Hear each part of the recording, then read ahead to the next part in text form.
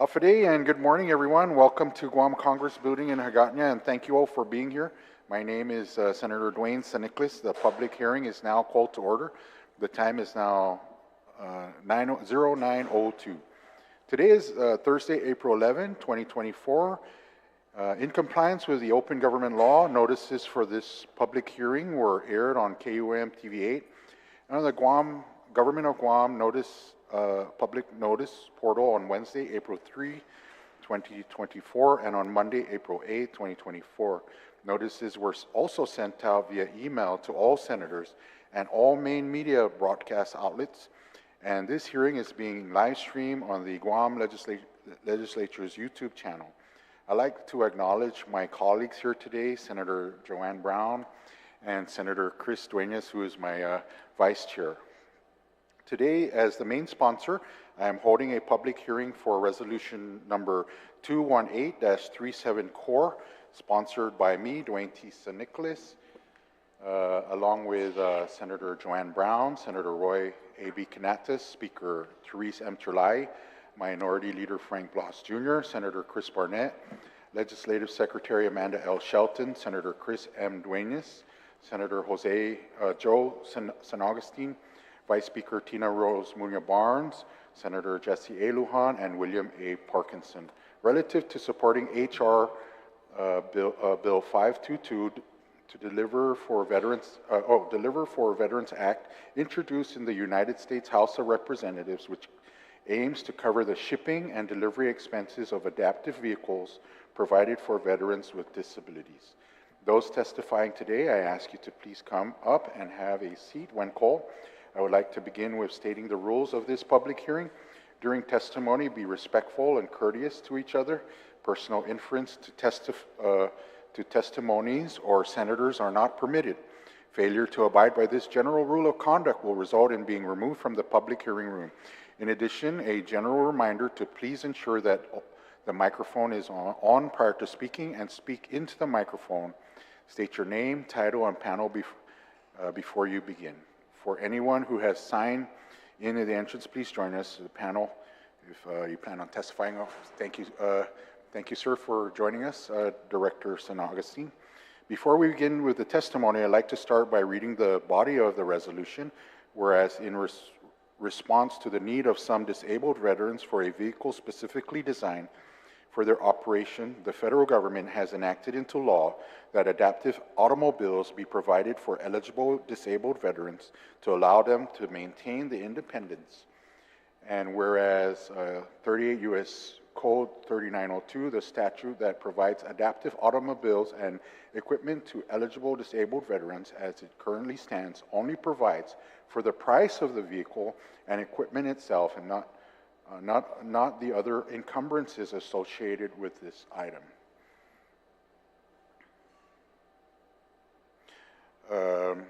So that's the main thing about this bill. It's a resolution in support of H.R. 522, and it's something that is important to me and important to a lot of veterans, especially since we live so far out here on Guam. The cost of freight can be quite expensive, so I applaud Congressman Moylan for taking up this issue to provide better service for our veterans. We'll just go ahead and, sir, we'll start with your testimony. Okay, good morning, Mr. Chair, Senator Dwayne Nicolas, Madam Senator Joanne Brown, Senator Chris Dwayne, thank you very much for being here this morning. My name is Joe San Augustine. I am the Director for the Guam Office of Veterans Affairs. Not only am I here to testify because I'm a director, but I am here to testify because I am also a veteran. Just 4 days ago, we had a joint hearing with regards to the Guam Office of Veterans Affairs, and I must thank you all for that hearing. More so, the purpose of that hearing was to hear out the issues, situations happening with regards to the services that we provide the people of Guam, mainly our veterans and their family, but also to hear them out and hear their concerns and then address it appropriately as we move forward to make things more accommodating for their needs. I must thank you all very much for supporting this, all names on here supporting this resolution, because I am here this morning to testify in support of it. As we alluded on our joint hearing, there is over 600 plus 100% disabled veterans on Guam, and that's a significant number. With regards to supporting this, and I applaud the delegate, and I foresee no problem that this act from the delegate will go through with no hiccups up in Congress, because it is only right that we identify that the disability of these individuals was not because of their doing. It was because of the service they provided in the defense of the country and our island. And so the introduction of this HR and the movement from our delegate and the support coming from this body is so much the right thing to do. And again, I foresee no hiccups. I support this 100% because we should not burden our veterans who really need this type of service. And I know that there's several of them that really do need these outer type vehicles and should not be burdened, because it is definitely something that they need to be provided in order to be mobile or to be assisted to move around and do their daily business and have their normal life, if you may. In saying that,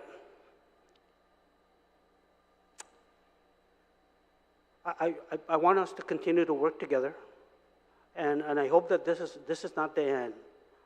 I invite you all and invite me into your home here, and we'll talk about what else we need to do to move forward. This is one piece, and this is definitely a big piece, because just to ship a vehicle from California to Guam is probably around between $5,000 to $10,000 now.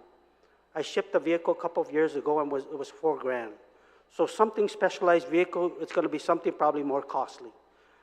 And no veteran who is in need of this type of service or vehicle should be burdened for the cost of shipping. I could almost imagine that wherever these vehicles are being manufactured, that even if they had to be trucked to another state, that probably that veteran in the other state might have to be burdened for that trucking as well.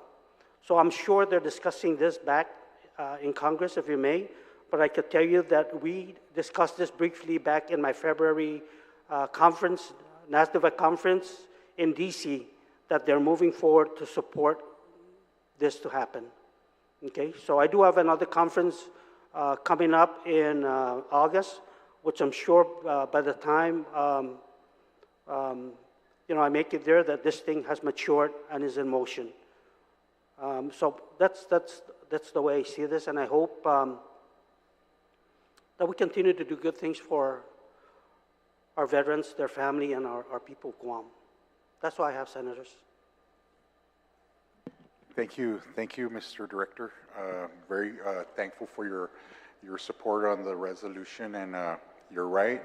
The Congress will probably act on this with earnest, and I think it's a wonderful thing that we're trying to provide for our disabled veterans. Well, I'll just go ahead and open it up for questioning or comments. I'll recognize Senator Joanne Brown. Madam. Good morning, and certainly thank you to you, Mr. Chairman, and to you, our good head of the Veterans Affairs Department here on Guam. I appreciate your efforts in coming forth to provide support for this resolution, also the initiative of our chairman in introducing it, because it doesn't make a lot of sense. So certainly if the extent is going to be to fund at the federal level these vehicles for those veterans that are disabled and very much in need of this in order to just have what we look at as very basic transportation. It doesn't make a lot of sense that they're being given this and yet at the same time further burdened with the financial. And it is, as you mentioned, Mr. Director, it's a very substantial cost to transport a vehicle. And so I'm certainly supportive of it. I hope Congress will also recognize that it doesn't make a lot of sense. It's sort of giving a gift and only giving half the gift, and then expecting the recipient to pay for the other half. And most of our veterans that are, especially up in years, that have served their country, and especially when they have service-related disabilities. And I appreciate that. My father was also a Vietnam veteran, and he was 100% disabled as a result of health impacts as a result of his service that impacted him very much later in life and limited a lot of his activities that he otherwise would have had he not gone through those experiences. I know many veterans, and certainly such as you, sir, all the years that you've served proudly in the U.S. Marines, you recognize that you've worked along and served along with other members that are now veterans as well that are in need of these supports. So certainly this was an easy effort and no reservations whatsoever, certainly with the request of our good chairman here to allow us to be co-sponsors with him on this resolution. I'm sure you will get 100% support from this legislature.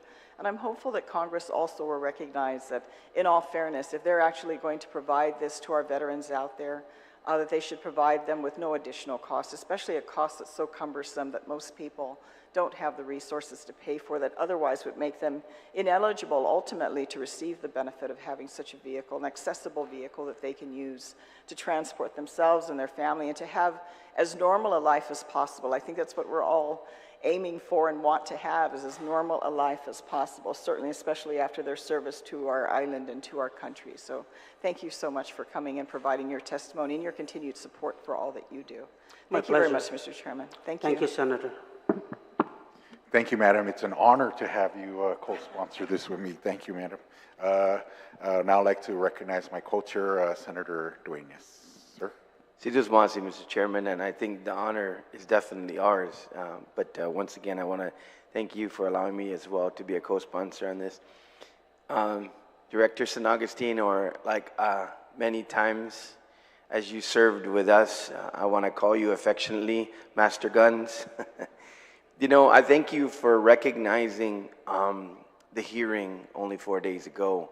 And I thank you for really coming forward. And I wanted to clarify when you were stating to us, bring forward, come forward to me on the issues.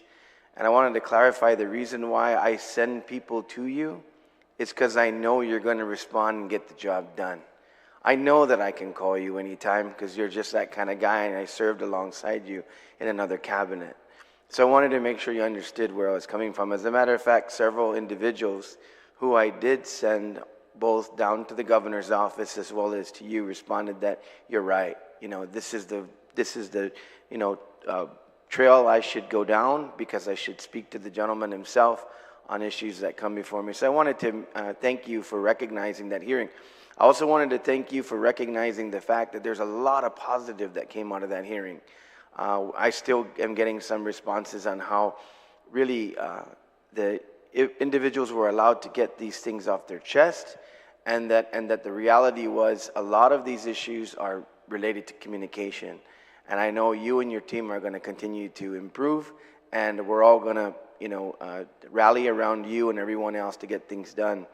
As it comes to this resolution, the first thing that comes to mind when I saw a lot of our veterans was, they're in various, conditions, because of their service and also age.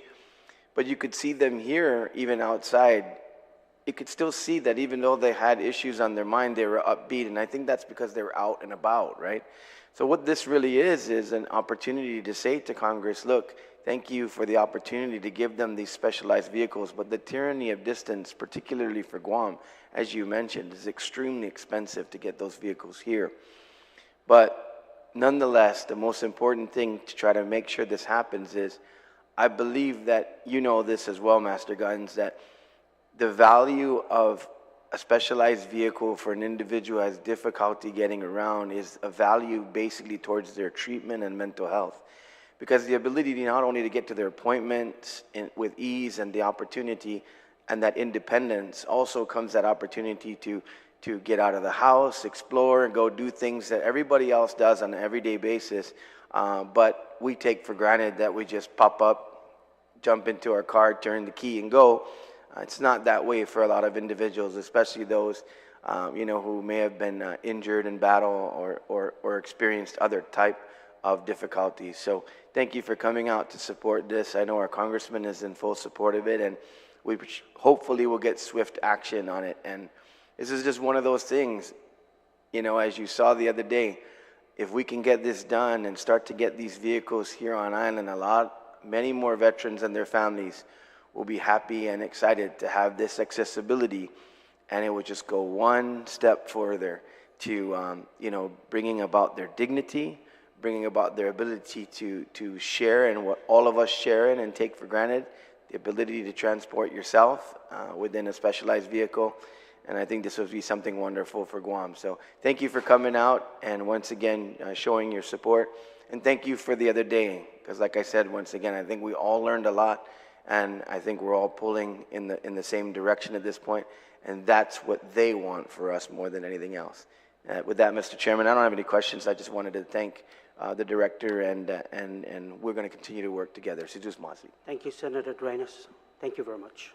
Thank you, Senator Vice Chair, for your kind words. I too, have some disability, or trouble getting around. My wife wanted to buy a car, but I ended up buying a minivan. It turned into a soccer mom. It's because, that's how I'm able, what's more comfortable.